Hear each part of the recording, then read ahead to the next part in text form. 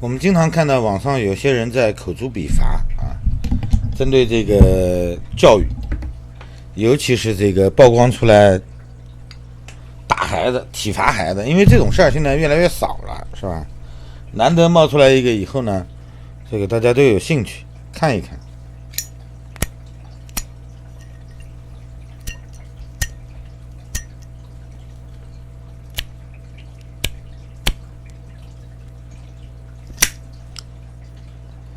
最新我看到的这个是河南的啊，说这个河南的一个高中班主任让学生们发毒誓，在教室里只有学习，若为此事，死全家，而且还有顺序，先死爹后死妈。其实我知道的大多数高中不是这样的，这很极端。其实我们在中国受到的教育，包括今天的孩子们所接受到的教育，大部分是家长在做孩子未来的人生抉择，就孩子基本上是没有什么选择的权利。你比如说你考大学了，是吧？无论你在学校多努力，最终你想报什么样的志愿，其实不是你能做主的。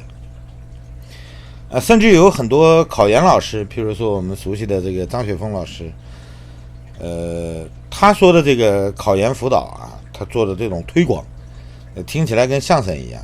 我以前经常听他的段子，就他的一个视频，这个像报菜名一样，他能把34所这个自主化学院校全部报出来，挺可乐的一个辅导老师啊，挺不错。但是他也会误导什么呢？他告诉你中国最好，在中国考研。那你想要爬到更高的职位，你必须要有文凭，是吧？本科肯定不够了啊，读博士不太可能，那考个研吧，是吧？给自己加分。就他个人认为，这个出国留学都不是特别好的选择啊，最好是考研。当然了，这个捎带脚的，如果在他的辅导班，是吧，能报个名，那就最好了啊。其实他的目的是这个。那么他也做考大学的这个择校辅导啊，就给家长提供建议。你要知道，在中国大多数家长是帮助孩子选择志愿的，那这种情况已经司空见惯了。我们现在有的时候还能看到台湾人也有很多人在帮他们选择，马上就要投票了，是吧？为什么呢？因为也涉及到孩子，是吧？今天有一孩子在网上爆出来，他在中国读大学，这很正常啊，很常见。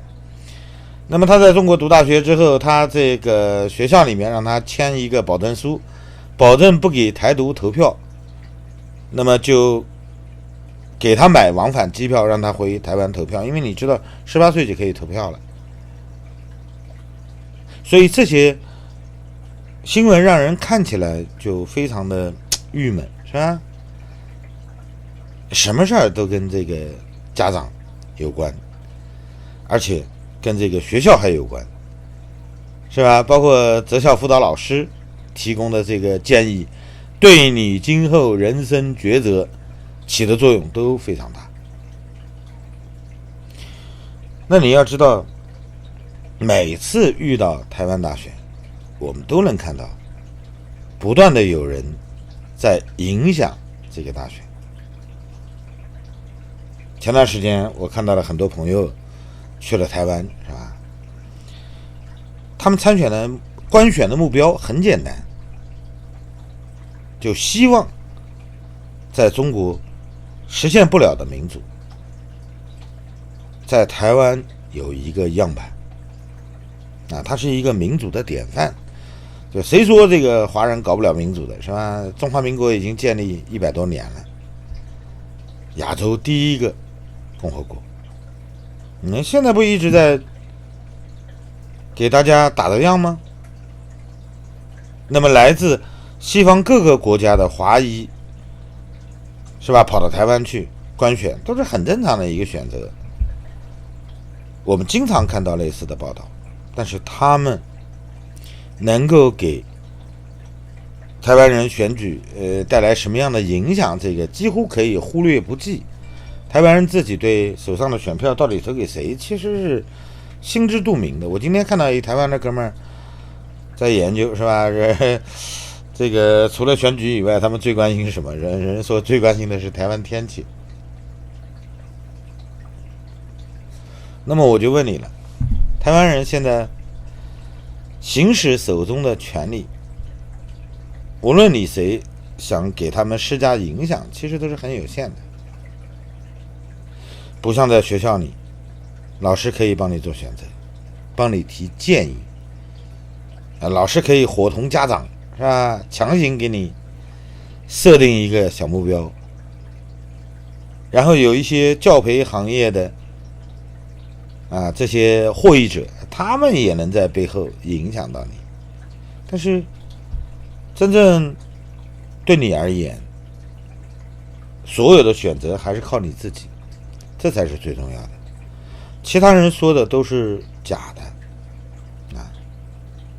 你可以当看不见。最简单的，2019年开始的香港，那么香港人只能给你打一次样。今天很多台湾人并不以他们看到的这些样板为参照，他们好像忘掉了这一点，是因为有很多香港人生活在台湾，然后他们在台湾有一些自己的主张，跟台湾人是有冲突的。那么大陆呢？大陆对台湾的影响可能就更少了，就是民间的这种影响其实是微乎其微的。现在来自大陆的这个观选团可能已经找不见了难得有几个代表。而且我们看到的动作是什么？大陆派人跑到美国跟美国人谈一些问题。为什么选在这么一个时刻呢？也很微妙。但实际上我们也看到，美国人为了搞平衡，是吧？众议院议长也接见了这个台湾驻美的代表表了个态。你看到的外部对你的影响其实都是很有限的，你不再是孩子了，18岁以上都是成年人，你们手上的这张选票其实很重要。那么如果你不想让台湾人的未来跟中国大陆挂上钩，不想变成一个特区，其实很简单，握紧手上的选票，眼睛盯牢一点。中国人在关注的是，在微博上，在知乎里面写个段子，是吧？把侵占中国领土的沙俄变成什么？变成美国，是吧？这样你就能发出来。只能说你地理知识、历史知识不健全，它不违法。那么有些人问到了朝鲜以后有什么感悟？就4个字：生不如死。中国人为什么在谨小慎微地发泄着心中的不满？是因为他们不想继续生活在专制的制度内，而台湾有足够的机会维持现状，至少目前可以维持。就像赖清德副总统说的一样，中华民国不需要宣布独立，因为他们一直是独立的。那么现在结果就很简单了，大家手上的这张选票应该投给谁？我相信台湾人有自己的选择，我只能建议一点：今天中国人无论是孩子们还是成年人，那种压抑的生活氛围，其实不是钱能影响到的，不仅仅是关乎于钱，其实更多的是对未来的绝望。就如同日本经济开始复苏，日本的薪酬开始增加一样，亚洲的情况其实在好转，除了中国大陆以外都在好转。如果想挣钱，有足够的办法，不要拿自由作为代价。一旦你选错，你得到的结果就很简单，就如同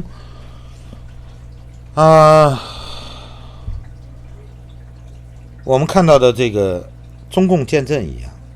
当年你知道国民党腐败，中国人给了自己的选择。可以说当年有一个口号叫天下何人不通共，都认为从三沟沟里出来的一个比较清廉的政府可能会改变目前乌烟瘴气的社会氛围。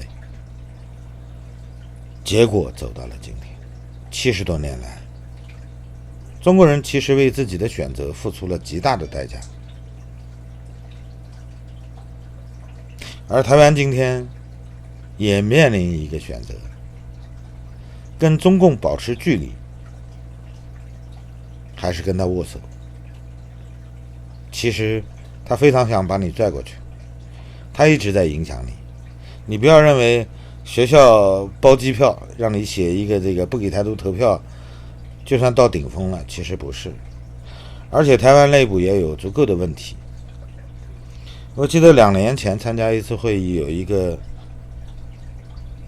对中国台湾都很了解的美国朋友跟我说，因为他在这个台湾的中央研究院和大陆的这个中国科学院都担任过院士，他本人也是美国科学院的院士啊。那时候布林肯刚上台，他给布林肯专门写了一个备忘录，就他把他了解到的台湾的一些问题说给美国政府听。实际上他是涉及到这个军事设计的他认为不应该把最先进的武器卖给台湾。你今天看到的后果实际上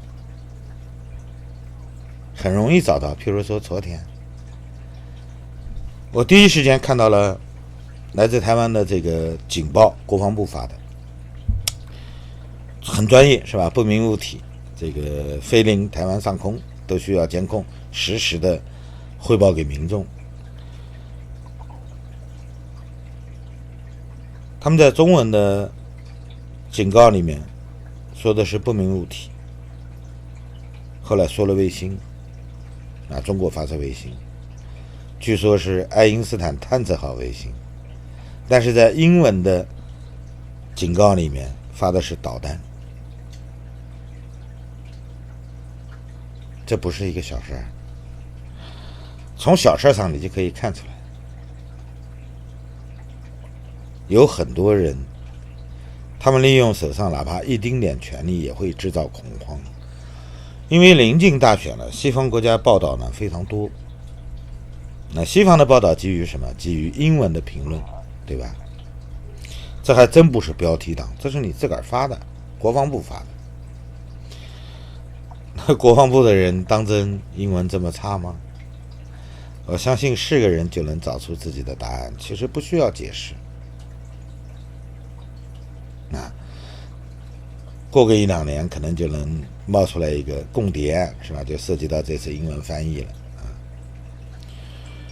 大家应该非常清楚一点，没有人可以影响你，未来的路其实在你自己手上，选票就在你自己手上。我希望台湾的朋友们能够继续保持独立、冷静，面对目前的一切，所有的信息必须要过一遍筛子。你可能认为有些人是吧有什么政绩，但事实上